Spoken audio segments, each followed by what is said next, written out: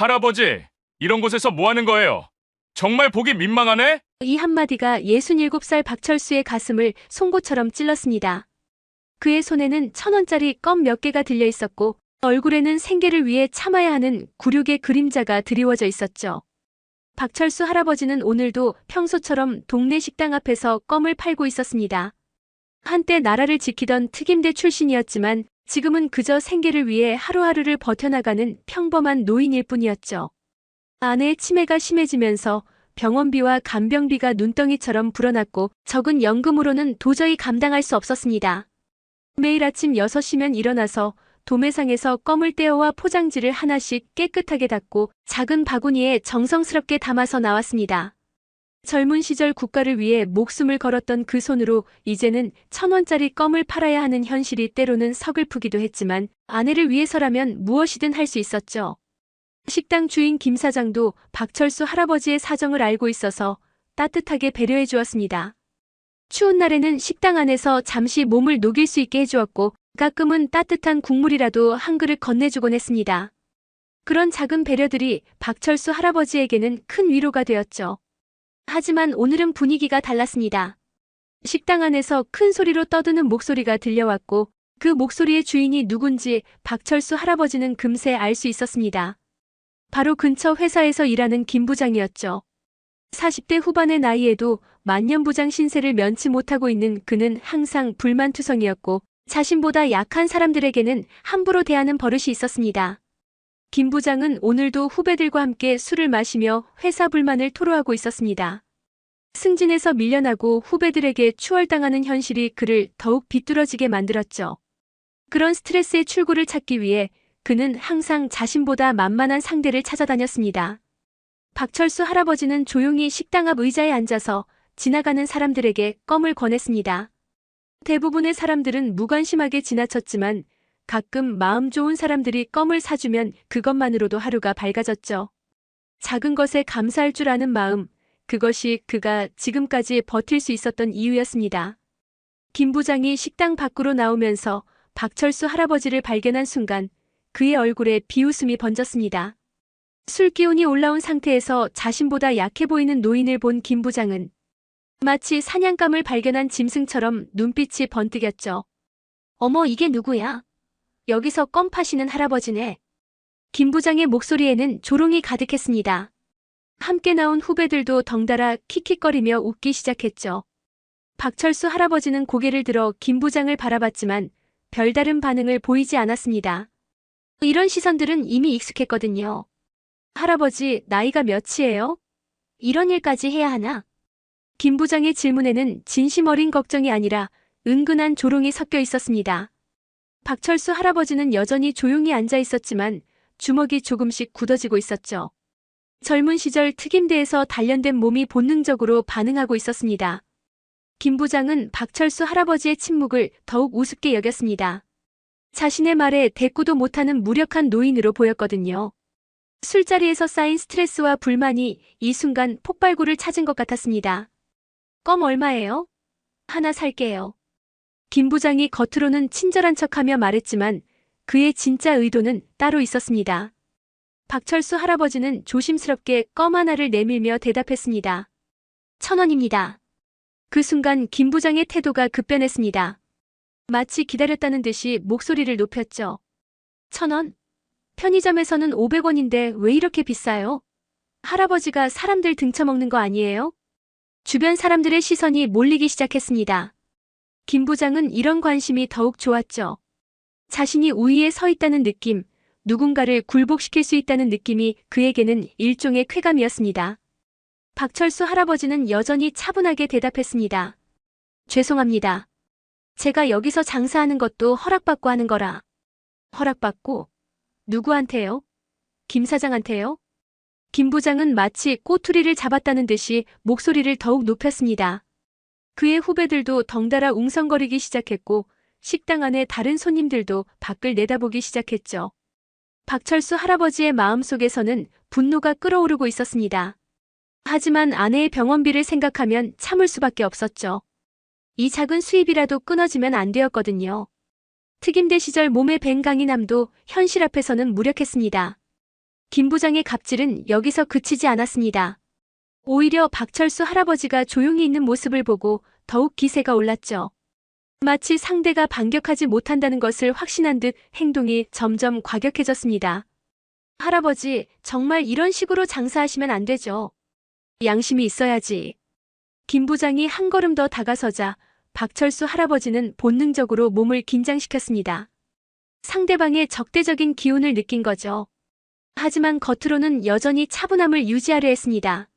사실 편의점 껌이랑 똑같은 건데 2배나 받으시네요? 이거 사기 아니에요? 김 부장의 목소리가 점점 커지면서 주변 사람들의 시선이 더욱 집중되었습니다. 몇몇은 핸드폰을 꺼내 영상을 찍기 시작했고 어떤 이들은 고개를 갸우뚱하며 상황을 지켜봤죠. 박철수 할아버지는 깊은 숨을 들이쉬며 대답했습니다. 저도 생계가 어려워서 이렇게 하고 있습니다. 이해해 주시면. 생계가 어렵다고요? 그럼 더욱 정직하게 해야죠. 김 부장이 갑자기 박철수 할아버지의 어깨를 거칠게 잡았습니다.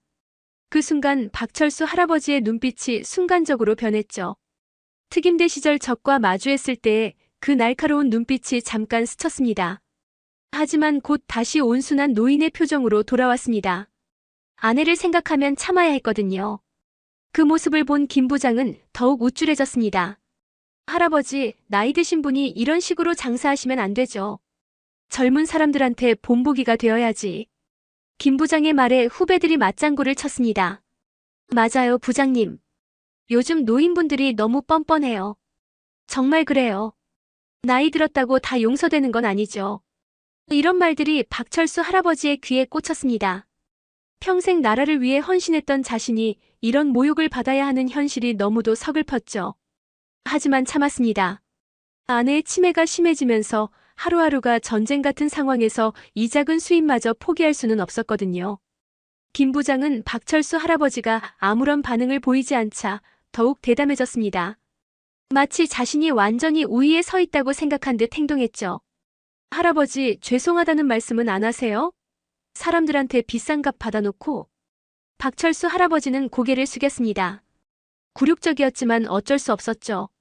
죄송합니다. 그 작은 목소리가 김 부장에게는 더 큰 쾌감을 주었습니다. 김 부장의 갑질이 절정에 달했습니다. 박철수 할아버지가 고개를 숙이고 사과하는 모습을 보고는 완전히 기가 살았죠. 마치 사냥감을 완전히 제압한 포식자처럼 행동하기 시작했습니다. 할아버지, 고개만 숙인다고 되는 게 아니죠. 진심으로 반성하고 있는 건가요? 김 부장이 한 걸음 더 다가서자 박철수 할아버지와의 거리가 불과 팔길이 정도로 줄어들었습니다. 그 순간 김 부장이 믿을 수 없는 행동을 했습니다. 박철수 할아버지의 뺨을 손가락으로 꼬집기 시작한 거죠. 할아버지, 정말 반성하고 있어요? 이렇게 해야 정신 차리시나? 김 부장의 손가락이 박철수 할아버지의 뺨살을 꼬집으며 비틀었습니다. 주변 사람들이 숨을 죽이며 지켜보는 가운데 이런 극도의 모욕이 벌어지고 있었죠. 박철수 할아버지의 몸이 순간적으로 굳어졌습니다. 뺨을 꼬집히는 순간 그의 머릿속에는 과거의 기억들이 번개처럼 스쳐 지나갔습니다. 특임대 시절 적진에 침투해서 목숨을 걸고 임무를 수행했던 그 시절 말이죠. 당시 박철수는 특임대에서도 최정예 요원이었습니다. 맨손 격투술은 물론이고 각종 무기 사용법과 생존술에 능통했죠. 한 번의 실수가 곧 죽음으로 이어지는 극한 상황에서 살아남기 위해 몸과 마음을 단련했던 그 시절이 떠올랐습니다. 그때의 박철수라면 김 부장 같은 인간은 단 몇 초 만에 제압할 수 있었습니다. 뺨을 꼬집는 손을 순식간에 비틀어서 관절을 꺾어버릴 수도 있었고 발차기 한 번으로 상대를 무력화시킬 수도 있었죠. 하지만 지금은 달랐습니다. 아내의 병원비, 간병비, 생활비를 위해서는 이 모든 굴욕을 참아야 했거든요. 특임대 시절의 자존심과 명예보다 현실적인 생계가 더 중요했습니다. 김 부장은 박철수 할아버지가 아무런 저항도 하지 않자 더욱 신이 났습니다. 할아버지, 앞으로는 정직하게 장사하실 거죠? 대답 좀 해보세요. 박철수 할아버지의 입술이 미세하게 떨렸습니다. 분노와 굴욕감이 뒤섞여 있었지만 그는 여전히 참았습니다. 네, 그렇게 하겠습니다. 그 순간 주변 사람들 중 몇몇이 불편한 기색을 보이기 시작했습니다. 아무리 그래도 저렇게까지 할 필요가 있나 싶었거든요. 하지만 아무도 나서지는 않았습니다. 김 부장은 자신이 완전히 승리했다고 생각했습니다. 이 순간이 그에게는 최고의 쾌감이었죠. 박철수 할아버지의 마음속에서는 폭풍이 일고 있었습니다. 뺨을 꼬집히는 굴욕을 당하면서도 참아야 하는 현실이 그를 더욱 괴롭혔죠. 하지만 동시에 과거의 기억들이 더욱 선명하게 떠오르고 있었습니다. 특임대 시절 그는 철벽이라는 별명으로 불렸습니다. 어떤 고문이나 협박에도 굴복하지 않는 강인한 정신력 때문이었죠. 적진의 포로로 잡혔을 때도 끝까지 군사기밀을 지켜냈고 동료들을 구하기 위해 홀로 적진에 뛰어들었던 적도 있었습니다.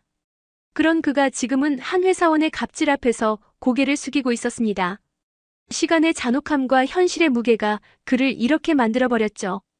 김 부장은 박철수 할아버지의 반응이 재미있었는지 더욱 심하게 굴기 시작했습니다. 할아버지 정말 착하시네요. 순순히 말 잘 듣고 이런 분이 되어야 사회에 도움이 되는 거예요. 그의 말투에는 극도의 조롱이 섞여 있었습니다. 후배들도 덩달아 웃으며 맞장구를 쳤죠. 부장님 말씀이 맞아요. 요즘 어른들이 너무 고집불통이잖아요. 진짜요. 저런 할아버지가 모범이에요. 이런 말들이 박철수 할아버지의 가슴을 더욱 아프게 했습니다. 평생 나라를 위해 헌신했던 자신이 이런 취급을 받아야 하는 현실이 견디기 어려웠죠. 하지만 그 순간 박철수 할아버지의 눈에 특별한 변화가 일어났습니다. 김 부장의 손목을 유심히 바라보기 시작한 거죠. 특임대 시절 훈련받은 습관이 되살아났습니다. 상대방의 약점을 파악하고 공격 포인트를 찾는 능력 말이죠. 김 부장의 손목에는 비싼 시계가 차여 있었습니다. 그리고 그의 자세에서 허점들이 보이기 시작했죠. 술에 취해 있어서 반응 속도가 떨어져 있었고 자신감에 빠져서 완전히 방심하고 있었습니다. 박철수 할아버지는 마음속으로 계산하기 시작했습니다. 만약 지금 반격한다면 어떻게 될까? 김 부장의 손목을 잡고 비틀면서 동시에 발차기로 다리를 걸어버리면 단 3초 만에 제압할 수 있을 텐데. 하지만 곧 현실로 돌아왔습니다. 아내의 얼굴이 떠올랐거든요. 치매로 인해 점점 기억을 잃어가는 아내. 그래도 가끔 자신을 알아볼 때면 환하게 웃어주는 그 얼굴 말이죠. 김 부장은 박철수 할아버지가 잠시 멍하니 있는 모습을 보고 더욱 우쭐해졌습니다. 할아버지, 딴 생각하지 마시고 집중하세요. 제가 말하는 거 들으셨어요? 김 부장의 갑질이 정점에 달했습니다. 이제는 아예 박철수 할아버지를 자신의 장난감처럼 여기며 온갖 모욕을 퍼부었죠. 주변 사람들도 이제는 명백히 불편해하는 기색을 보였지만 여전히 아무도 나서지 않았습니다. 할아버지, 제가 가르쳐드린 대로 앞으로 장사하실 거죠? 한 번 더 대답해보세요. 김 부장이 다시 박철수 할아버지의 뺨을 꼬집으려는 순간이었습니다. 그때 박철수 할아버지의 눈빛이 완전히 달라졌죠. 마치 잠들어 있던 맹수가 깨어나는 것 같았습니다. 젊은이. 박철수 할아버지의 목소리가 낮게 깔렸습니다. 그 목소리에는 지금까지와는 완전히 다른 무언가가 담겨 있었죠. 김 부장도 순간적으로 뭔가 이상함을 느꼈습니다. 뭐라고요? 손을 치우라고 했습니다. 박철수 할아버지의 목소리는 여전히 조용했지만 그 안에 담긴 위압감은 엄청났습니다. 특임대 시절 적을 신문할 때의 그 차가운 목소리였죠. 김 부장은 순간적으로 당황했지만 곧 자신의 우위를 되찾으려 했습니다. 할아버지가 갑자기 왜 그래요? 아까까지 순순히 있었으면서. 하지만 박철수 할아버지는 더 이상 예전의 모습이 아니었습니다. 뭔가 내면의 스위치가 켜진 것 같았죠. 마지막 경고입니다. 손을 치우세요. 그 순간 주변 분위기가 급격히 바뀌었습니다. 박철수 할아버지에게서 나오는 기운이 예사롭지 않았거든요. 김 부장도 본능적으로 뭔가 잘못되었다는 것을 느꼈습니다. 하지만 김 부장은 이미 돌이킬 수 없는 선을 넘었습니다. 후배들 앞에서 체면을 잃을 수 없었거든요. 할아버지가 뭘 어쩐다는 거예요? 나이만 많다고 함부로 하시네. 김 부장이 다시 박철수 할아버지의 뺨에 손을 대려는 순간 번개 같은 일이 벌어졌습니다. 박철수 할아버지의 손이 순식간에 움직였습니다. 김 부장의 손목을 잡아채더니 정확한 압박점을 눌렀죠. 김 부장이 비명을 지르며 무릎을 꿇었습니다. 아, 뭐 하는 거예요? 주변 사람들이 모두 깜짝 놀랐습니다. 방금까지 순한 양처럼 보였던 할아버지가 갑자기 이런 능력을 보여주다니 믿을 수 없었거든요. 박철수 할아버지는 여전히 침착한 목소리로 말했습니다. 나는 대한민국 특임대 출신 박철수입니다. 당신이 지금까지 한 행동들을 모두 기억하고 있습니다. 그 순간 김 부장의 얼굴이 창백해졌습니다. 박철수 할아버지의 정체가 드러나는 순간 분위기가 완전히 역전되었습니다. 김 부장은 손목을 잡힌 채로 무릎을 꿇고 있었고 주변 사람들은 모두 숨을 죽이며 상황을 지켜보고 있었죠. 특임대요? 김 부장의 목소리가 떨렸습니다. 특임대가 무엇인지 그들이 어떤 훈련을 받는지 그도 알고 있었거든요. 방금까지 자신이 얕잡아본 노인이 사실은 국가를 위해 목숨을 걸었던 전설적인 부대 출신이었다는 사실에 경악했습니다. 박철수 할아버지는 김 부장의 손목을 놓아주었지만 그의 눈빛은 여전히 날카로웠습니다. 젊은이, 나는 25년간 이 나라를 지키기 위해 목숨을 걸었습니다. 적진의 침투에서 정보를 수집하고 동료들을 구하기 위해 혼자서도 전장에 뛰어들었죠. 박철수 할아버지의 목소리에는 조용한 위험이 담겨 있었습니다. 김 부장은 그 앞에서 완전히 위축되어 있었죠. 그런 내가 왜 지금 여기서 껌을 팔고 있는지 아십니까? 치매에 걸린 아내를 돌보기 위해서입니다. 나라를 위해 바친 청춘의 대가가 이런 것이라는 걸 알면서도 나는 자존심을 버리고 이 일을 하고 있습니다. 주변 사람들의 표정이 점점 진지해졌습니다. 지금까지 벌어진 상황의 전모를 이해하기 시작한 거죠. 김 부장은 이제 완전히 상황을 파악했습니다. 자신이 얼마나 큰 실수를 저질렀는지 깨달았죠. 국가유공자에게, 그것도 특임대 출신에게 이런 모욕을 가했다는 사실이 그를 경악하게 만들었습니다. 죄송합니다. 제가 몰랐어서. 몰랐다고요? 박철수 할아버지의 목소리가 한층 더 차가워졌습니다. 당신은 나이 든 사람이라고 해서 함부로 대했습니다. 내가 특임대 출신인지 아닌지는 중요하지 않아요. 모든 어른들에게는 존경받을 이유가 있습니다. 김 부장은 이제 완전히 패배를 인정할 수밖에 없었습니다. 후배들도 그의 곁에서 슬금슬금 물러서고 있었죠. 박철수 할아버지는 천천히 자리에서 일어났습니다. 그의 모습에서는 이제 더 이상 구걸하는 노인의 모습이 아니라 한때 이 나라를 지켰던 군인의 위엄이 느껴졌죠. 젊은이, 앞으로는 다른 사람들에게도 이런 식으로 대하지 마십시오. 모든 사람에게는 각자의 사연과 존중받을 이유가 있습니다. 주변 사람들이 박수를 치기 시작했습니다. 누군가가 어르신, 정말 멋지십니다라고 외쳤고 다른 사람들도 박철수 할아버지를 향해 존경의 눈빛을 보냈죠. 김 부장은 완전히 굴복한 상태였습니다.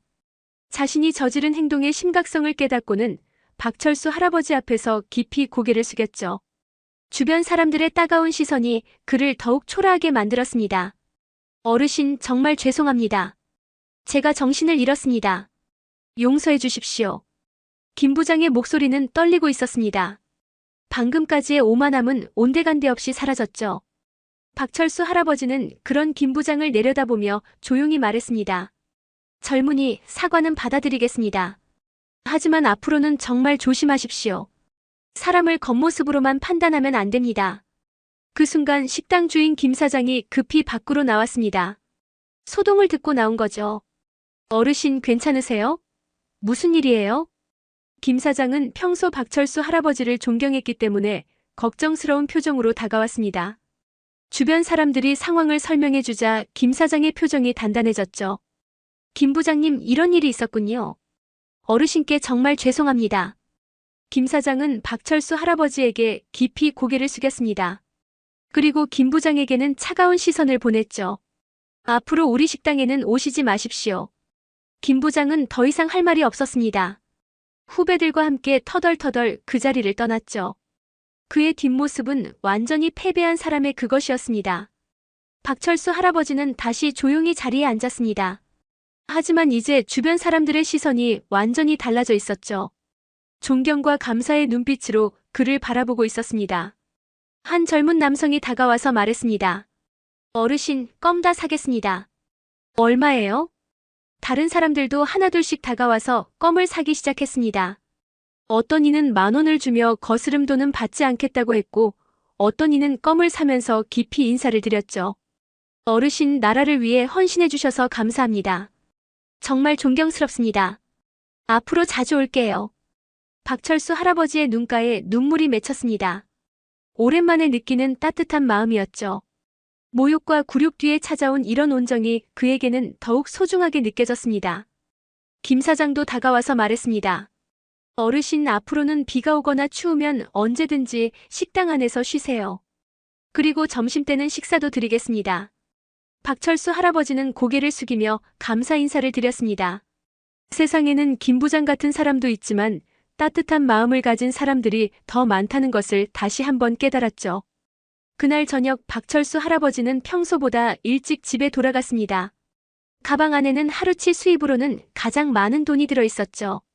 사람들의 따뜻한 마음 덕분이었습니다.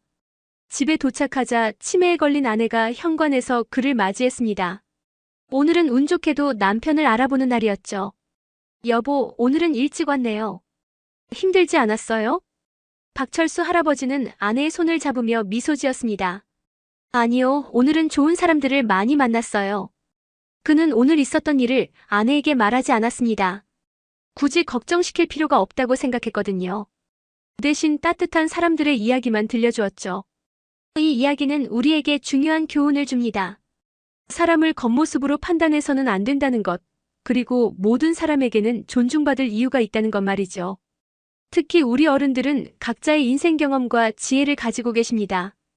김 부장 같은 갑질과 무례함은 결국 자신에게 돌아옵니다. 반면 따뜻한 마음과 배려는 더 큰 행복으로 돌아오죠. 박철수 할아버지의 이야기가 우리 모두에게 서로를 존중하고 배려하는 마음의 중요성을 일깨워주기를 바랍니다. 여러분도 이런 감동적인 이야기가 마음에 드셨다면 구독과 좋아요로 응원해주세요. 그리고 댓글로 여러분의 생각도 나눠주시기 바랍니다. 다음에도 더 좋은 이야기로 찾아뵙겠습니다.